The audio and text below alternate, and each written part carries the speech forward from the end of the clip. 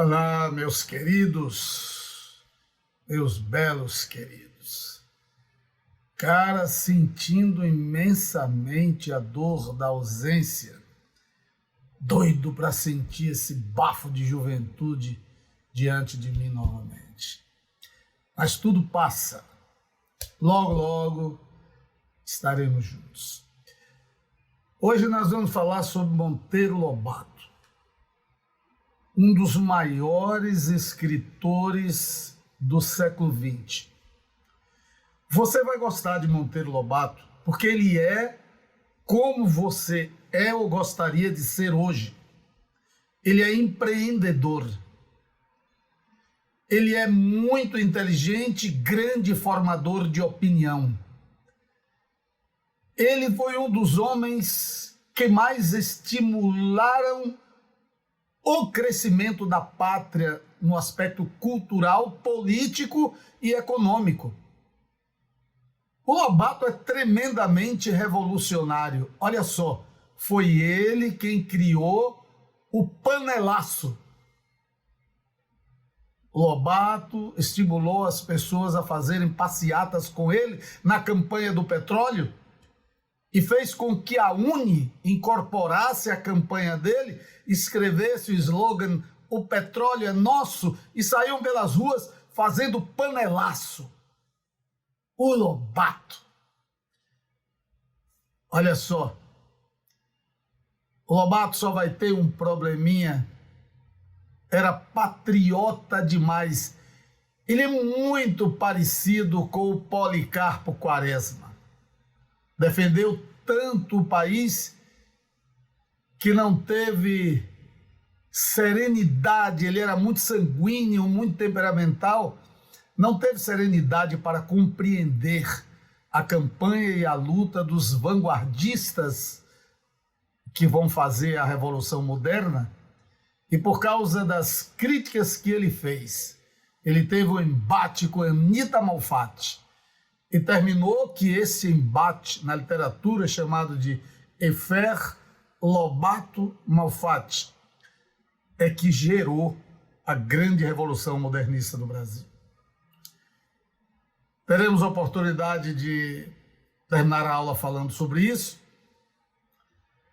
mas vamos começar dizendo quem foi o Lobato.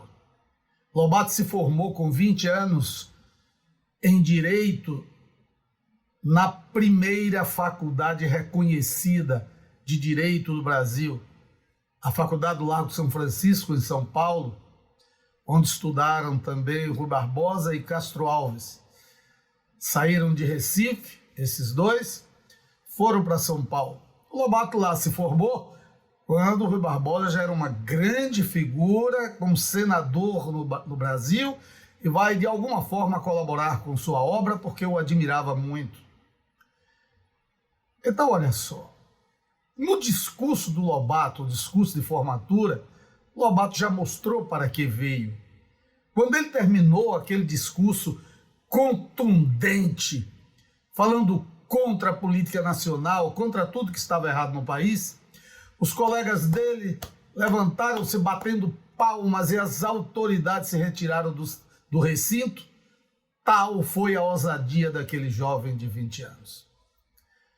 Lobato vai depois ser promotor público, era muito inteligente, tinha muita influência, porque a família era muito influente, o avô que cuidava dele, e ele, por concurso, vai terminar como promotor público de uma cidade do interior de São Paulo, mas o avô vai morrer e ele vai herdar terras enormes no lugar mais rico do Brasil e da América Latina naquela época, que era o Vale do Paraíba, onde o café florescia como a riqueza de um dos mais fortes grupos oligárquicos do país.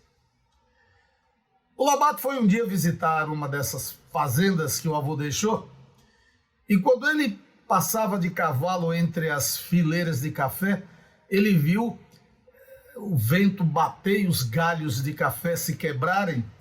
Ele perguntou ao capial que estava do lado dele: "O que é isso?"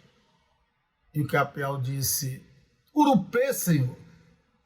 E urupês era uma formiguinha que entrava no caule do café, era uma praga miserável naquela época, comia o caule por dentro, o cerne do caule do café, e as folhas não ficavam amarelas, então o cacho carregadinho de café, quando sofria o impacto do vento, ele quebrava porque estava com o caule oco, e aquilo representava um terço da produção do café daquelas fazendas, um prejuízo enorme contra o que naquela época não se podia fazer muita coisa.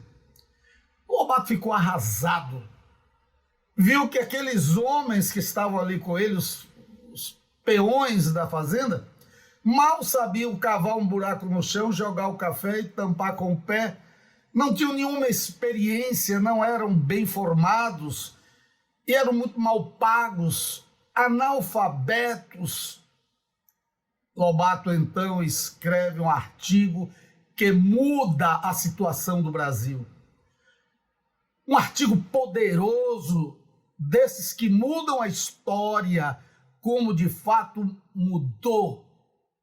O Lobato escreveu um artigo chamado Velha Praga e publicou numa coluna para o leitor. Só que o diretor do jornal, ao ler aquele artigo, ficou tão impressionado, tão bem impressionado, que ele não publicou na coluna do leitor. Ele publicou numa coluna especial do jornal. 15 dias depois ele procurou o Lobato, aquele menino desconhecido de 20 anos, autor daquele artigo, e disse: meu filho, eu tenho um quarto no jornal, com cartas do chão até o teto, pedindo para você continuar escrevendo sobre aquele assunto. O nome do artigo era Velha Praga. E o Lobato vai mostrar que a velha praga do Brasil era a incompetência, a política, a incapacidade de gestão do país. Um artigo com labaredas políticas, sociais e econômicas. Então o Lobato foi convidado para ser articulista do jornal e ele passa a ser, a partir daí, um articulista permanente no jornal. Toda semana escrevia um artigo, publicava ali, e ele vai se tornar o maior formador de opinião do Brasil. No fim do ano, o Lobato, que tinha um veio literário, ele reúne esses artigos, os melhores artigos, e publicou um livro com o título de Urupês, que foi a praga de formigas que deu a ele o pontapé inicial para ser o que ele já estava sendo, grande jornalista, grande formador de opinião.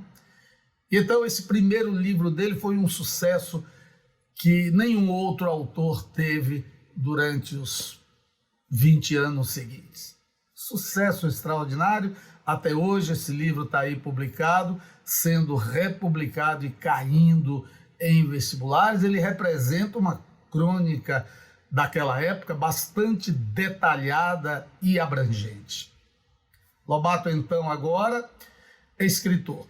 Porém, ele escreve um primeiro livro em que ele vai falar sobre uma personagem em suas crônicas que ele vai chamar de Jeca Tatu.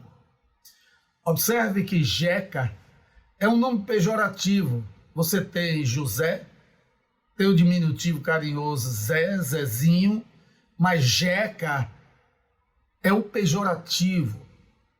Jeca quer dizer um malamanhado, um desarrumado.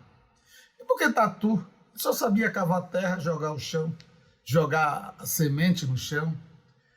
E Jeca Tatu é a figura que trabalha, mal pago na insalubridade daqueles locais, na pobreza extrema.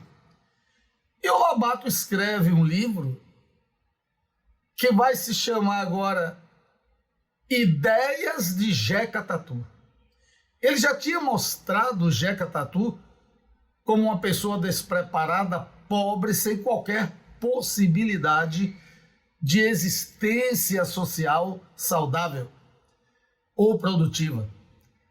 Mas agora, ideias de Jeca Tatu, depois do sucesso que a personagem fez no livro dele, Urupês, ele vai falar de um Jeca que vai trazer uma enorme crítica aos latifundiários, aos grandes produtores de café, mostrando que essa riqueza toda estava nas mãos daquele homem despreparado, incompetente, e ele vai mostrando os problemas que o Jeca tinha com a sociedade. O Jeca agora não era só aquela figura horrível, desprezível, agora ele é uma vítima da sociedade, através de quem o Lobato vai mostrar a questão do abuso dos patrões, do latifúndio improdutivo, do processo de meiagem, vocês já devem ter ouvido o professor de História falar. Agora, o Lobato vai mostrar aqueles homens com muitos filhos, sem ter como sustentá-los. O Lobato vai mostrar aqueles filhos indo à escola de pés descalços, e como a escola não permitia que se entrasse em pés descalços, o Lobato vai mostrar que muitas famílias amarravam o pé de uma criança, botavam o outro calçado, nós vamos ler esse texto no final da aula, para que eles frequentassem a escola. Quando aquele sapato se estragava, aí ele usava o outro pé e amarrava o pé são,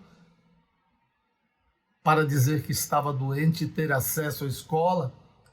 O Lobato vai, enfim, fazer um trabalho bastante abrangente com o Jeca Tatu.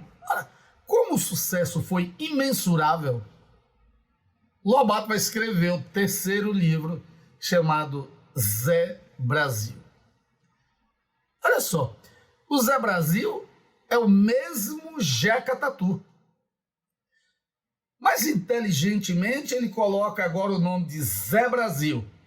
Primeiro identifica o povo brasileiro com essa situação, porque esta exploração, esta ignorância, este abuso não era uma realidade apenas do interior de São Paulo, do Vale do Paraíba, mas ele amplia essa situação através do nome Zé Brasil, e não precisa dizer que o Lobato foi um escritor inigualável a partir daí. Ninguém era tão bom, era tão excepcional, ninguém trazia uma novidade tão maravilhosa, tão crítica, tão de acordo com aquele momento histórico e com tanta ousadia e tanta sabedoria. Nós não temos muito tempo aqui, mas para você saber, o Lobato vai escrever livros imortais como Cidades Mortas, que é um livro que fala sobre um fenômeno safado, desses inimagináveis. Na época da colheita do café, era anunciada a colheita, vários trabalhadores iam para lá e ali faziam uma cidade. A cidade crescia da noite para o dia. Várias e várias pessoas levantavam casas de taipa. Para ali iam 3 agências do Banco do Brasil, meia dúzia de advogados, frotas de caminhões ali para levar sacas de café para o Porto de Santos, e tinha todo tipo de falcatrua política nos bancos, na exportação, e ninguém dava importância para aquelas cidades que, quando acabava a colheita do café, meses depois, a cidade se mudava para outra região, todo mundo saía dali, a cidade desaparecia. Então isso dava margem para todo tipo de desvio e de implantação de falcatrua com uma burocracia incompetente e imprópria para aqueles milhões e milhões que nasciam dos pés de café. Lobato escreveu o livro Cidades Mortas, que fala sobre esta realidade triste do Brasil. Olha só, ele vai entrar na área infantil, e aí ele foi, na minha opinião, o melhor do mundo, porque as histórias do Lobato não são como Chapeuzinho Vermelho, não são como Chapeuzinho Vermelho, O Gato de Botas, um picareta que ensina a mentir. Chapeuzinho Vermelho, com aquela mãe que manda uma filha de 5 anos para o meio de uma floresta onde tem um lobo mau, oligofrênico, que para pegar a criança come a avó. Uma avó que era visitada pela filha todos os dias, que ele levava alimentos, mas um dia a filha encontra o lobo e ela não descobre que aquele lobo tinha comido a avó e fica perguntando: vovozinha, para que esse nariz tão grande? Para ele cheirar a minha filha. E essas unhas tão grandes, para ele acariciar. E essa boca tão grande, para ele comer. Essas histórias que nós engolimos durante muitos anos, há um livro chamado Psicologia das Histórias Infantis, não chegam nem o chulé, não pode competir com Monteiro Lobato, que escreve histórias fantásticas, revolucionárias, como Reinações de Narizinho, uma criança que contestava, uma criança que perguntava, uma criança esperta e que era mulher, e que já era uma mulher excepcional, com ideias que mulheres lá para frente, nos anos 60, vão abraçar. Escreve a imortal obra O Sítio do Pica-Pau Amarelo. Nenhuma das histórias infantis do Lobato foram apenas para crianças. Principalmente o Sítio do Pica-Pau Amarelo. Tinha o Visconde que dizia: crianças, eu tenho um poço, tudo que eu peço ele me dá. Ele andava muito bem vestido, as crianças iam lá, pediam tudo ao poço, o poço não dava nada, mas quando ele pedia, dava. Então nós temos aí a configuração dos poços de petróleo, assunto do que falaremos em seguida. Petróleo. O petróleo teve em Lobato seu ponto de partida. Muito antes da Petrobras, o Lobato criou empresas de petróleo. Companhia Brasileira, Companhia Nacional do Petróleo, Companhia Petrolífera Brasileira e mais outras que ele criou, mandou buscar máquinas nos Estados Unidos, descobriu petróleo aqui na Bahia e hoje a cidade que leva o nome dele levou porque ali houve a extração, a prospecção de petróleo e se desenvolveu uma comunidade que hoje chamamos de Lobato, aqui na Bahia, em homenagem ao nome dele. Mas não é só isso, Lobato foi no governo de Washington Luiz, de quem ele era muito amigo e muito admirado pelo Washington Luiz. Ele foi adido comercial do Brasil nos Estados Unidos, ou seja, ele foi para lá para administrar a prospecção de petróleo. Naquela época, tudo feito pelos americanos, vinham aqui, faziam a prospecção do petróleo, levavam para os Estados Unidos, refinava, voltava de novo. O roubo era tão grande que nós, em cada litro, nós ficávamos com um gargalo. Ele descobriu o roubo, falou para o presidente, não houve jeito, ele pediu demissão. Mas continua fazendo uma campanha chamada O Petróleo é Nosso. E nisso ele mobilizou o país, cara. Famílias foram para a rua fazer passeata na campanha do Lobato. A União Nacional dos Estudantes, escreveu o slogan e foi para as ruas, fez panelaço, que hoje está tão em moda aí contra os presidentes. O Lobato fez um movimento nacional, ele agradou a crianças, a brotos e velhos. Lobato fantástico, revolucionário, foi preso pelo Getúlio. Em 1941, ele faz uma carta arrasando com o Getúlio. O Lobato era muito temperamental. E o Getúlio mandou prender, deu 6 meses de cadeia. 3 meses depois, o presidente deu um indulto, mas ele já tinha perdido quase tudo, porque não foi só a prisão. Getúlio tratou de destruir o Lobato, seu grande inimigo, porque o Lobato era democrata, era revolucionário, grande empresário. Ele criou empresas de petróleo, criou empresas nos Estados Unidos de exportação de aço, e ele também criou uma editora para ele, editora Monteiro Lobato, que mais tarde veio a ser a editora nacional, Companhia Editora Nacional. O Lobato fez muita coisa e o Getúlio destruiu tudo. Após a prisão, o Lobato estava doente e arrasado. Ele foi o único homem que saiu deste país e disse esta frase. Ele teve um exílio voluntário para a Argentina e ele disse: eu vou sair deste país porque aqui não tem homem. Lobato disse isso. Foi para a Argentina, voltou anos depois, pegou a pneumonia, depois teve AVC, 2 vezes, da segunda vez ele morreu. E na morte dele, o Procópio Ferreira, grande teatrólogo e empreendedor de teatros no Brasil, pai da Bibi Ferreira, o Procópio disse, agora no túmulo dele, os canalhas estão livres.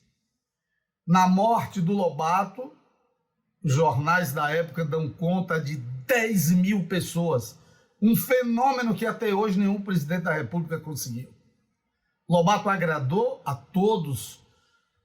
Ele era, na verdade, uma espécie de Dom Quixote, apaixonadíssimo pelo país, inteligente, forte, usou tudo em benefício do país e morreu preso pelo Getúlio, desprezado pela política, exatamente como eu falei a você na aula anterior, que morreu o Policarpo Quaresma.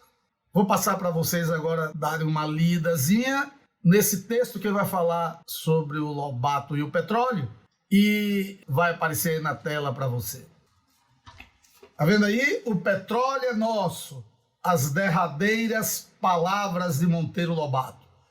Monteiro Lobato conseguiu sacudir o Brasil de alto a baixo, apontando ao povo brasileiro os caminhos de sua emancipação econômica, lutas que se aprofundariam após sua morte e que redundariam na fundação da Petrobras. Aqui é um artigo de jornal da época, jornal Opção. No dia 2 de julho de 1948, Monteiro Lobato concedeu à Rádio Record aquela que seria a última entrevista de sua vida, a qual encerrou com as palavras: o petróleo é nosso. 2 dias após, o repórter Esso, na voz de Heron Domingues, anunciou a morte de um grande brasileiro, desses que surgem poucos a cada geração. E agora uma notícia que entristece a todos. Acaba de falecer o grande escritor e patriota Monteiro Lobato. Maior negócio brasileiro deve muito a esse grande escritor e patriota que quase sozinho sacudiu multidões com furacão de ideias. Mobilizou os brasileiros mais diferentes. Levou a UNE a adotar o seu próprio slogan pela nacionalização do petróleo. Arrancou donas de casa de sua inércia política para bater panelas nas ruas, quando nem se sabia ao certo o que significava esse óleo viscoso que jorrava na terra. Encabeçou passeatas de carros alegóricos e carretas de cavalos patrocinando debates acalorados reproduzidos nos principais periódicos da época, que terminaram por pichar muros e imprimir milhares de panfletos com o tema "O petróleo é nosso". Inclusive, esse slogan ele colocava nos livros dele. Ok, voltemos aqui. Aí vocês estão vendo algo fabuloso. Quem primeiro movimentou o petróleo no Brasil, não só administrando, mas posteriormente criando empresas brasileiras de petróleo, foi o Lobato. O Getúlio Vargas prendeu o Lobato pela ousadia do Lobato, depois soltou o Lobato, assenhoreou-se, ele morreu logo um ano depois, assenhoreou-se do slogan do Lobato, e o Getúlio termina fazendo o Conselho Estatal do Petróleo e depois a Petrobras, que vai ser concretizado aí em 52 ou 53. Então, o Lobato foi o ponto de partida da maior empresa brasileira, porque o Lobato queria o desenvolvimento econômico do país. Poderíamos levar muito tempo aqui falando sobre os aspectos políticos do Lobato, mas não temos tempo para isso aqui nessa aula. Então, vamos agora voltar à questão literária. Então, eu te falei que o Lobato escreveu um livro em que ele, o primeiro livro, que é o Urupês, em que ele vai configurar um tipo de brasileiro que vai ser motivo da especulação do comunismo, que o comunismo surge em 1917, aqui no Brasil, na Terceira Internacional Comunista, mas trabalhou tão bem que logo, logo ele se torna Partido Comunista, PCB, em 1922. E era um partido muito forte, tinha as pessoas mais importantes do Brasil, os intelectuais, os trabalhadores, os estudantes. E eles vão defender essa questão de inchaço das grandes cidades, de reforma agrária, vão falar de leis que possam amparar a vida do trabalhador. Na verdade, você sabe quem vai fazer essas leis é o próprio Getúlio, fundando o Ministério do Trabalho e criando a consolidação das leis trabalhistas, que, para que vocês saibam, quem foi o autor dessa lei, quem dirigiu a construção dessa lei, foi o avô do Collor, que pena não tenha puxado a ele o avô, e que fez a consolidação das leis trabalhistas, e foi o Getúlio quem, na verdade, fez toda a estrutura orgânica do país. Pois é, mas os comunistas faziam um trabalho de conscientização muito bom naquela época, e o trabalhador vai ser objeto desses cuidados, pelo menos no discurso, e mais tarde o Lobato vai ser confundido com comunista, ele nunca foi, mas em 1936 ele vai subir a um palanque comunista e defender o direito das vozes no Brasil. E é claro, em 37 o Getúlio lança o Estado Novo, com aqueles 3 elementos de bloqueio do país, o DIP, Departamento de Imprensa e Propaganda, censura prévia, pena de morte para subversivos, e o Lobato foi confundido com o comunista depois do golpe militar, 20 anos depois, quando foi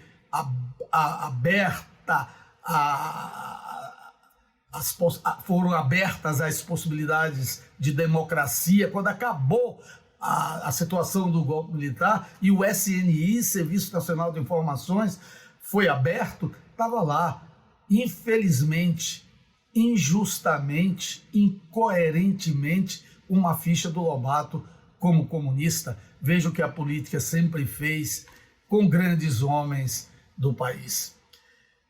E com trabalhadores também, né? O Lobato, sim, fez muitas denúncias, mas não tinha viés político. Mas todos se apropriaram dessa situação. O Rui Barbosa, por exemplo, leitor do Lobato, um dia numa reunião do Congresso Nacional, ele disse como senador: este Senado está cheio de jecas tatu.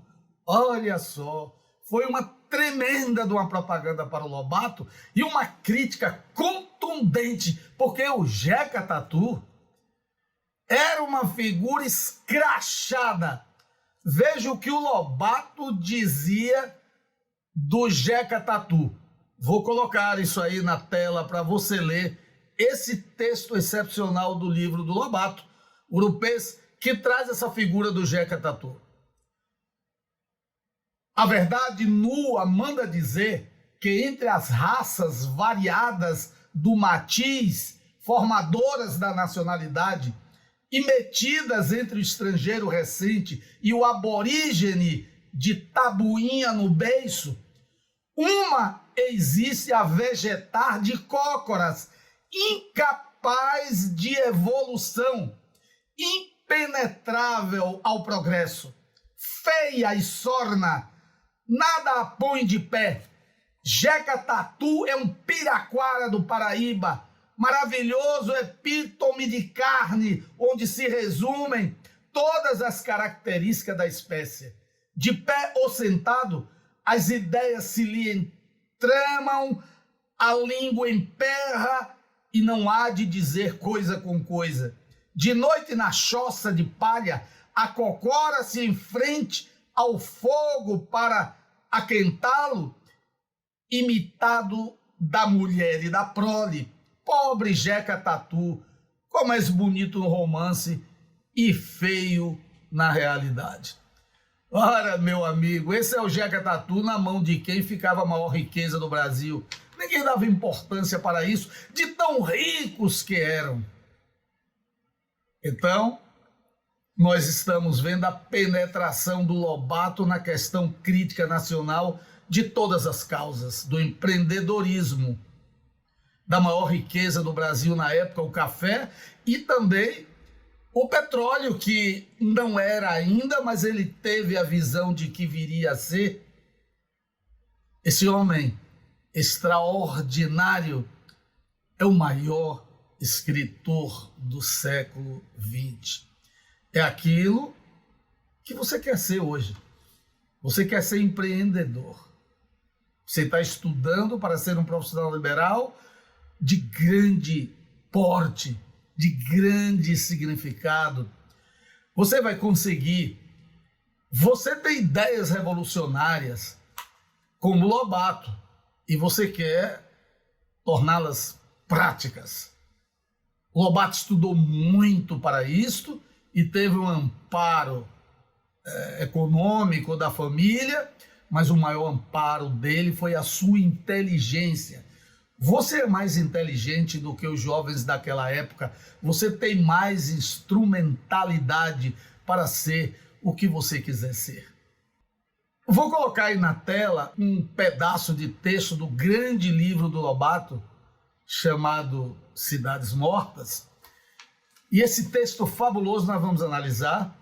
Vai aparecer na tela aí para você. O título é Um Homem de Consciência. Deixe eu antecipar que você vai gostar do texto, porque ele tem muita ironia, que é uma característica do Lobato. Ele ironiza muito. E ele escreve como se o leitor, todos os leitores, fossem crianças. Uma maneira jocosa, uma maneira bonita, uma maneira elegante e coloquial. Você vai entender muito bem a crítica que ele vai fazer àquelas cidades que desapareciam da noite para o dia, assim como eram formadas da noite para o dia. Vamos ler juntos.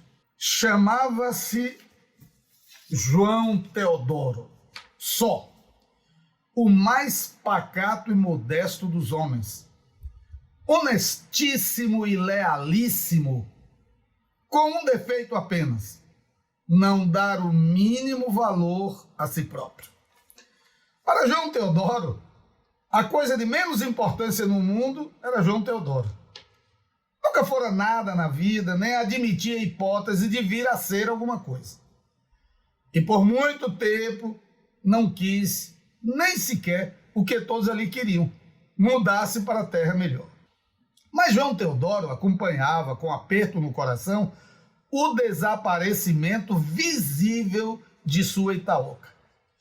Isso já foi muito melhor, dizia consigo. Já teve 3 médicos bem bons, agora e bem ruinzote.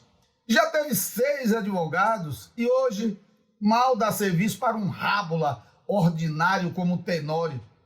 Nem circo de cavalinho bate mais por aqui. A gente que presta se muda. Fica o restolho. Decididamente a minha Itaoca está se acabando. João Teodoro entrou a incubar a ideia de também mudar-se. Mas para isso necessitava de um fato qualquer que o convencesse de maneira absoluta de que Itaoca não tinha mesmo conserto ou arranjo possível. É isso, deliberou lá por dentro. Quando eu verificar que tudo está perdido, que Itaoca não vale mais nada de nada, então arruma a trouxa e bota-me fora daqui. Um dia aconteceu a grande novidade. a nomeação de João Teodoro para delegado. Nosso homem recebeu a notícia como se fosse uma porretada no crânio. Delegado ele? Ele que não era nada, nunca fora nada, não queria ser nada, se julgava capaz de nada. Ser delegado numa cidadezinha daquelas é coisa seríssima. Não há cargo mais importante. É o homem que prende os outros, que solta, que manda dar sovas, que vai à capital falar com o governo. Uma coisa colossal, ser delegado. E estava ele, João Teodoro, delegado de Itaoca. João Teodoro caiu em meditação profunda. Passou a noite em claro, pensando e arrumando as malas. Pela madrugada botou-as num burro, montou seu cavalo magro e partiu. Que é isso, João Teodoro? Para onde se atira tão cedo assim de armas e bagagens? Vou-me embora, respondeu o retirante. Verifiquei que Itaoca chegou mesmo ao fim. Mas como, agora que você está delegado? Justamente por isso, terra em que João Teodoro chega delegado, eu não moro. Adeus, e sumiu. Ok, meu amigo, você viu aí, esse texto não é para criança. Esse é um texto do livro Cidades Mortas. E foi esse tipo de leitura que conquistou o Brasil. Olha só, uma criança lê isso aqui e se acaba de rir, e um adulto reflete. Por que o Brasil fazia isso? Você está ouvindo aqui um texto sobre uma cidade feita ao redor do Vale do Paraíba, o lugar mais rico da América Latina. Preste bem atenção. O lugar mais rico que o Brasil tinha. E além de ter miséria, como vamos mostrar daqui a pouco, nós encontrávamos esta picaretagem de uma cidade se levantar de uma hora para outra e desaparecer. E os registros, e os acordos, e a configuração de cidade, e o que acontecia ali dentro. A gente precisa de um delegado, bota um João Teodoro, um cara que não tinha nenhuma autoestima, mas não interessava isso para a cidade, porque quem mandava não era o delegado, quem mandavam eram os donos do café. Então, que outra coisa você observa aqui? A ironia. Que outra coisa você observa aqui? A linguagem coloquial. Que outra coisa você observa aqui? O engajamento crítico da literatura, escrita dessa forma contundente contra a precariedade e a desonestidade das estruturas políticas do país. Monteiro Lobato. Eu quero te mostrar agora um exercício que está no módulo 2. Lobato é o primeiro autor do módulo 2. Aí você vai à página 3, eu sei que você não está com ele aí agora, mas depois você procura. E eu vou ler uma questão aqui, muito interessante, porque, embora ela seja fácil de responder, mas ela é fácil porque a errada que pediram é muito errada. De qualquer forma, você precisa saber algo sobre Anísio Teixeira, o nosso baiano, um dos maiores brasileiros de todos os tempos. Anísio Teixeira foi ministro da Educação, salvo engano, no governo de Epitácio Pessoa, e o Anísio Teixeira foi simplesmente o fundador da escola pública, grande educador brasileiro, lutou muito pela educação no Brasil, e a faculdade fez essa questão, colocou 2 textos, um texto que fala sobre Anísio Teixeira e um texto sobre o Lobato. Eu vou ler os 2 textos da questão e analisar a questão com você. Texto 1, Anísio Teixeira, símbolo da luta desigual contra o analfabetismo em um país de desgraçada e degradante maioria de analfabetos. As falsas elites, a mediocridade, a burrice, o reacionarismo, insistiram sempre na tarefa inglória de obstacularizar o plano genial deste lúcido professor que sonhou em libertar o Brasil das trevas da ignorância e culminou perseguido e exilado da pátria. Se você não sabe, o Anísio Teixeira fundou a escola pública, mas Anísio Teixeira era comunista.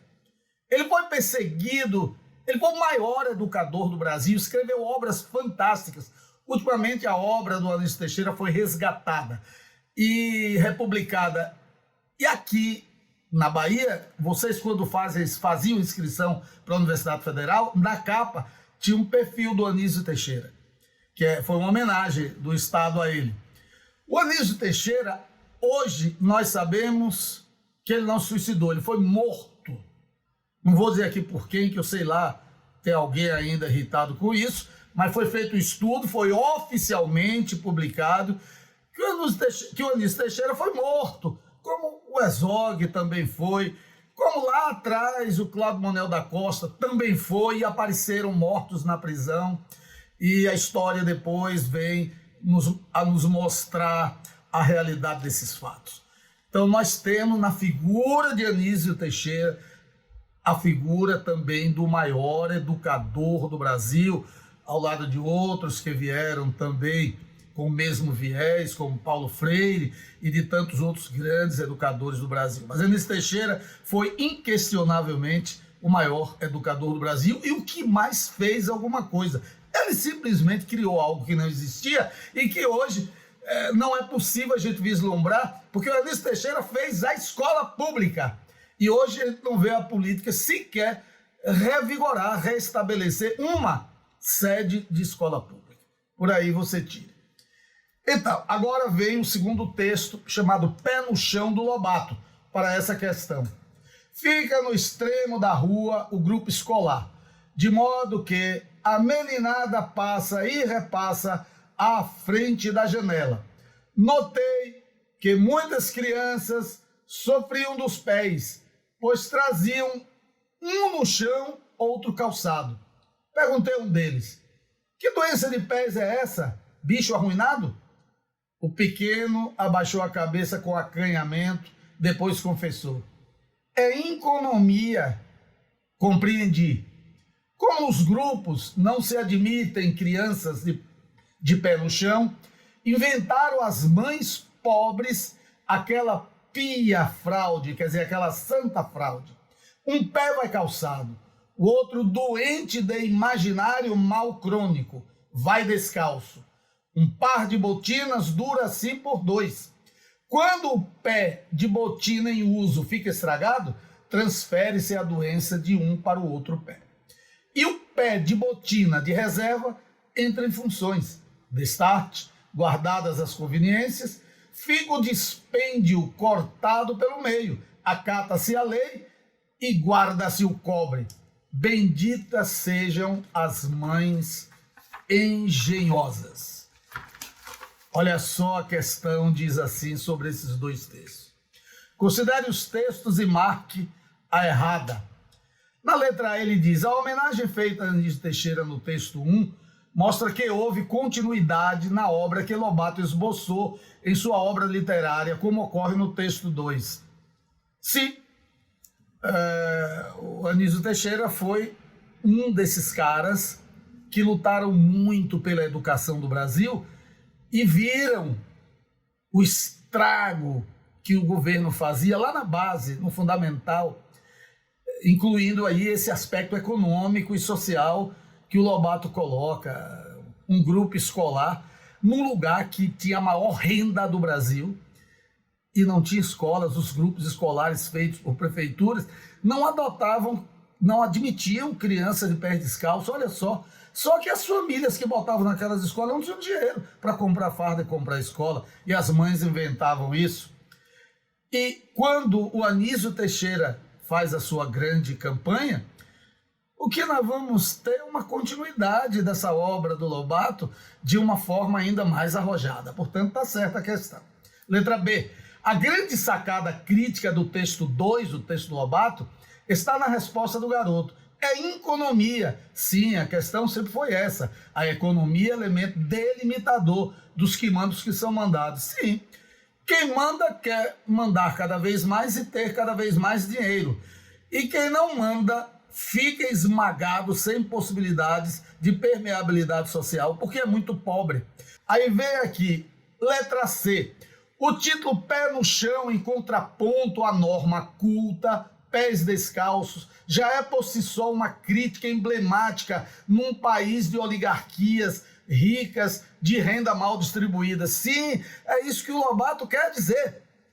O cara está num paraíso, que é o Vale do Paraíba, mas é muito pobre, não tem uma sandália para ir para a escola, e a escola ainda diz que ele não pode entrar porque ele não tem aquela sandália. Comparem isso aí, analisem com os dias de hoje e vejam um texto pequenininho desse, quanta reflexão ele traz. Nós vamos para a letra D. Lobato sempre foi porta-voz dos desvalidos, estudioso, apaixonado pelo país, atropelava quem não participasse do princípio dessa paixão. Nesse sentido, foi muito parecido com o Policarpo Quaresma. Depois de tanta luta pela moralização da sua pátria, foi preso pelo presidente Getúlio Vargas e teve, após a prisão, de deixar o país por exílio voluntário, seguindo-se a sua morte. Sim, isso aqui é um fato histórico da vida do Lobato, que é importante o aluno saber. É fato, foi exatamente isso, preso por questões políticas, e depois morreu aqui de espasmo cerebral, que nós hoje chamamos de AVC. Finalmente, a letra E, a letra errada, diz: o texto 1 nada tem a ver com a temática do texto 2. Até pela distância temporal que se encontra, mas serve para mostrar que, em certos momentos, algumas lutas sociais, por mais bem intencionadas que sejam, não agradam o poder. As lutas sociais dificilmente agradam o poder. Mas olha aqui, apesar de ser fácil, mas você precisa saber quem é Anísio Teixeira para perceber que essa questão está errada. Não só saber quem é Anísio Teixeira, mas um pouco da sua obra, da sua luta pela educação e, sobretudo, do mais oprimido. Você precisa conhecer para saber que o erro dessa questão é dizer que um texto não tem nada a ver com o outro. Ambos se completam. Por isso é a letra E que está errada. Meu amigo, que alegria mais uma aula com você. Nós já temos agendada a aula sobre o triste fim de Policarpo Quaresma. Agora, quero deixar um beijo grande para você, um abraço, obediência a papai e mamãe, fazendo exercício dentro de casa e vendo também filmes, shows, escrever, ler, se divertir, para a gente não ficar em depressão. Um grande abraço. Tchau.